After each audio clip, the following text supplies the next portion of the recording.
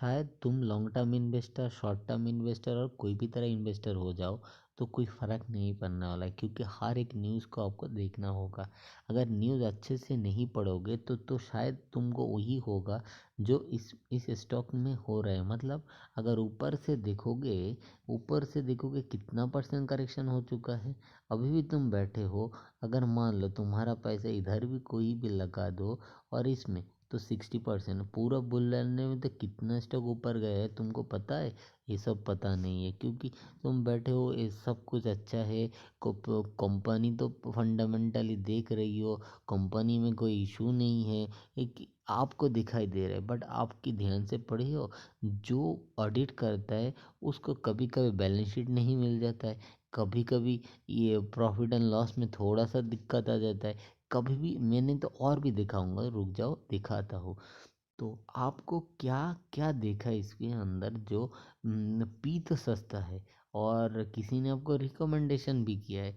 But recommendation से पहले अगर तुम्हारा प्रॉफिट, एक एक चीज़ होता है, हाँ तुम लगा सकते हो, तुम तुम्हारा पैसा लगा सकते हो मतलब, बट एक चीज़ ध्यान दो, तुम्हारा पैसा कहाँ लगा रहे हो ये चीज़ एक बार देखने की कोशिश नहीं करोगे क्या? देखो, इस पूरा का पूरा चीज़ में मेरा एक छोटा सा रूल है, अगर 20 के नीचे, सो 3 मंथ तो 20 के नीचे जो फाइनेंशियल होता है, मंथली तो नीचे है। और वो नीचे वो वाला देखना नहीं चाहिए, वीकली और डेली दोनों ही नीचे है। तो एक चीज़ है इस स्टॉक में, वो चीज़ नहीं है जो ऊपर जाने के इतना आसान नहीं है। ओके, एक तो टेक्निकल देख चुका हो, कोई प्रॉब्लम देखा है, ये पूरा का पूरा डाउन ट्रेंड में है। मैंने एक वीडियो भी बनाया था, इसका प्राइस इधर से जब ये ब्रेक किया था, इधर से मैंने लगभग ये वाला टारगेट किया था, 100 जाने का दमखम रखता है। तो क्यों रखता है, इसके पीछे कारण है। जो ऑडिटर होता है, वो ऑडिटर कभी कभी मिल नहीं जाता है, कभी कभी बैलेंस शीट गायब हो जाता है, कभी कभी कैश फ्लो नहीं आता है। तो ये कोई अच्छा कंपनी को, तुम एक चीज़ बताओ, तुम कभी इन्फोसिस को देखे हो, कभी एचडीएफसी को देखे हो, कभी रिलायंस को देखे हो? मतलब ये सब तो अच्छी कंपनी है ना, सबको बिलीव करते हैं सभी लोगों ने। तो इसी के अंदर कभी भी ये सब चीज़ दिखा है? कैश फ्लो नहीं है, कोऑर्डिनेटर नहीं मिल पाया, प्रॉफिट एंड लॉस गायब है, मतलब आपको ये चीज़ दिखाई नहीं देगा, क्योंकि वो शेयर होल्डर को कदर करता है। तो अगर तुम भी ऐसे, कुछ लोग ऐसे ही मेरे को मिला था, वो लोगों ने कहा रहा है अगर ये स्टॉक 10 साल में अगर रिटर्न नहीं देगा तो भी मैं बैठे रहूँ। एक चीज़ हमको बताओ, अगर 10 साल में क्या हो, अगर 10 सेकंड बाद क्या होने वाला है वो प्रेडिक्ट नहीं कर सकते हो, 1 साल में क्या होने वाला है वो प्रेडिक्ट नहीं कर सकते, 1 मिनट में क्या हो रहा है वो भी प्रेडिक्ट नहीं कर सकते हो। अगर प्रेडिक्ट ही नहीं कर सकते हो, क्यों सिस्टम के साथ लड़ाई कर रहे हो?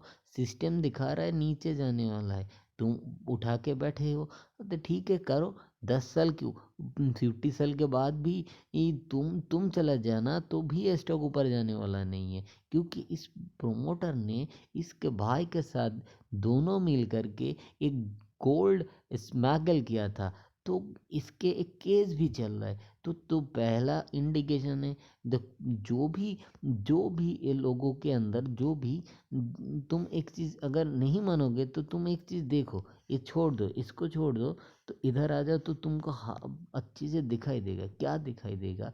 देखो, तुमको जो चीज़ दिखा रहा हो अच्छे से देखो, तब तुम समझ पे पाओगे ये क्या अच्छी कंपनी है कि बुरी कंपनी है। क्यों मैं कह रहा हूँ, देखो, एक कंपनी तो 50% तो गन हो चुका है, वो छोड़ दो। तो अब आकर के देखो, इधर प्रॉफिट एंड स्टेटमेंट देखो, देख कर तो तुमको, माने जो कंपनी इतना सारा सेल कर रहा है, ध्यान दो, तुमको जो चीज़ का जो सेल कर रहा है और एक्सपेंस भी इतना हो रहा है, तो अगर एक भी मार्जिन नहीं आ पाया, प्रॉफिट भी नहीं आ पाया, ये कैसा कंपनी है भाई? क्यों लगा है इतना पैसा? कोई ज़रूरत है क्या? कोई ज़रूरत नहीं है। तो अगर प्रॉफिट भी नहीं है मान लिया, ठीक है, बट और एक चीज़ दिखाता हूँ, अगर इसके पास प्रॉफिट भी तो नहीं है, और एक चीज़ शॉकिंग बात दिखाओ, ये देखो, इसने एक बार डिविडेंड को अनाउंस किया था, इस पॉइंट में ये डिविडेंड भी कैंसिल कर दिया।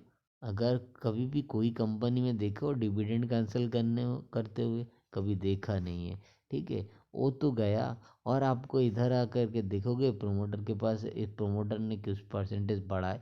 अरे भाई वो लोग बढ़ाए घटाए तुमको क्या फ़र्क पड़ता है। वो क्या करे, तुमको लुभाने की कोशिश कर रहा है। क्यों कर रहे हो ये लोग। देखो एक टाइम में शेयर होल्डर था 50,000, आज 2 लाख हो चुका है। मतलब क्या है, ये लोग लॉन्ग टर्म इन्वेस्टर हो चुका है। अगर लॉन्ग टर्म को इसी को हर एक पॉइंट में यही छेड़छाड़ करके बनाया है। अगर छेड़छाड़ करके बनाया ना, तो तुम ये सब ये डेटा देख कर तो तुम कुछ नहीं अंदाज़ा लगा सकते हो। क्योंकि हाँ, सेबी ने बार बार कह रहा था प्राइस मैनिपुलेशन बारे में थोड़ा सा तो बोलो, कुछ भी नहीं बताता है। तो अगर कुछ देखो, इसमें भी प्रॉब्लम है, ये फंडामेंटल भी प्रॉब्लम है। दिखाई दे रहा है कोई भी प्रॉफिट नहीं आ रहा है, उसमें ऑडिटर नहीं मिल पाया, डिविडेंड कैंसिल कर रहा है, तो कुछ रिटर्न भी जनरेट नहीं कर रहा है। तो तुम लोग क्यों क्यों आ रही हो इधर। तो क्यों क्यों तुम्हारा पैसा लगा के बैठे हो मस्त है। तो एक चीज़ मैं तुमको एक चीज़ दिखाऊंगा, शॉकिंग हो जाओगे, ये सच्चाई है। अगर सच्चाई को अगर नहीं सह सकते हो तो अच्छी बात है, तुम गाली दे सकते हो, मेरे को कोई फ़र्क नहीं पड़ेगा।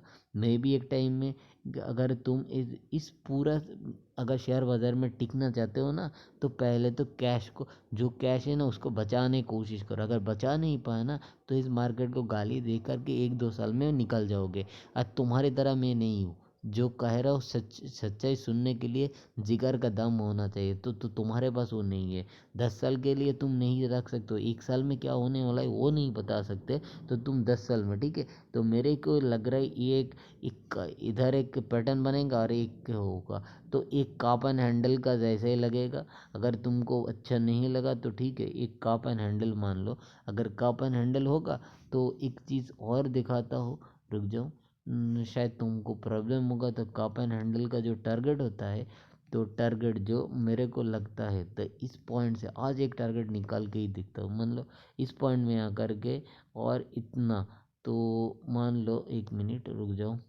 तो ऊपर से अगर देखोगे, ऊपर से यहाँ ये वाला, तो मैं मान लेता हूँ इस पॉइंट से लेकर के इस पॉइंट, मतलब 91% करेक्शन होने की लगता है। तो 91% करेक्शन होगा, तो इस पॉइंट से लेकर के लो, कितना होता है 91%। तो इस पॉइंट से लेकर के 86, तो 86, तो 91% मतलब ये वाला। सो ये स्टॉक मान लो 4 रुपए के पास आ सकता है। मेरा है, क्योंकि इस देखो प्रोमोटर तो चोर है। और आप तुम LIC को देखोगे, कोई भी देखोगे, देखो भाई फंडामेंटल पढ़ते पढ़ते मर जाओगे, तो भी तुम कुछ नहीं पढ़ सकते। अगर तुम राकेश झुंझुनवाला सर को जा करके देखो, फंडा और मेंटल, अगर मेंटल नहीं होना चाहिए तो फंडामेंटल भूल जाओ। क्योंकि फंडामेंटल से नहीं चलता है प्राइस, प्राइस चलता है इमोशन के वजह से। अगर इमोशन होता है तो प्राइस रिफ्लेक्ट करता है। तो इमोशन के साथ अगर सिस्टम को बिलीव नहीं कर सकते हो, अगर तुम कागज़ में कोई जो कागज़ है जिसको बिलीव करने की हिम्मत है ही नहीं किसी को, तो उसको देख करके क्या करोगे। तुम्हारा सामने जो लाइव चल रहा है उसको बिलीव नहीं कर सकते हो, तो तो कुछ भी हो सकता है। जब इतना बड़ा बड़ा वॉल्यूम कौन बेच रहा है, तुम, हम तुम नहीं है, ये सब लोग, सब प्री प्लानिंग होता है। अगर बिलीव नहीं कर सकते हो तो नहीं करो। तो मेरा टारगेट यही रहेगा, इधर से 90%, 91% क्रैश हो सकता है। मेरे को कितने साल को, मेरा तो पूरा का पूरा प्रेडिक्शन, वो प्रेडिक्शन तो सही है। तो इस पॉइंट से लेकर के इस पॉइंट तक मान लो 98% करेक्शन, ये अपने शायद 1-1.5 साल के अंदर हो जाएगा। तो मैं उम्मीद करता हूँ हो जाएगा, क्योंकि ये इसके अंदर कुछ नहीं है। तुम जितना मर्जी बैठ सकते हो। Thank you, good bye.